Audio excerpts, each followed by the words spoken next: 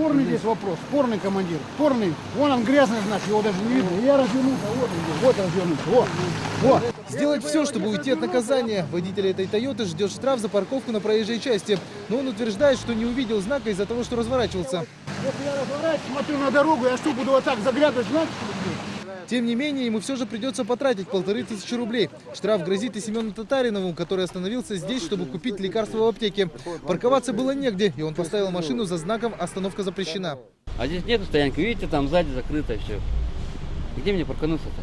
Парковки вообще нету в городе, так что придется вот так останавливаться. Таких участков дорог в городе несколько. Водители паркуют свои машины прямо на проезжей части, затрудняя при этом движение для другого транспорта. На вопрос сотрудников ГАИ, почему они ставят машины в неположенном месте, ответ почти всегда один. Я же вам объяснил, не увидел знак. Контролирующие органы принимают различные меры для разгрузки потока, чтобы водители хоть как-то не создавали пробок.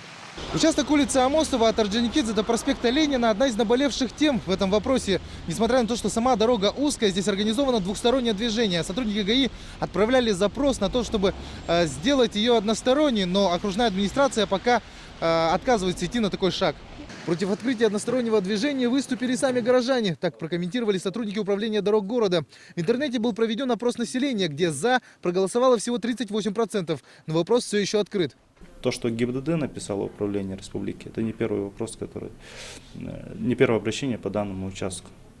И наша позиция такова, то, что если стоят знаки в данное время, то автолюбители должны соблюдать. Над односторонним движением по улице Амосова работают и студенты автодорожного факультета. По словам управления дорог, после запроса ГАИ было принято решение дать учащимся вузов задания в рамках дипломной работы. Но первые результаты по этому вопросу будут только в марте. Юлиан Бояркин, Роберт Набиев, Вести, Якутск.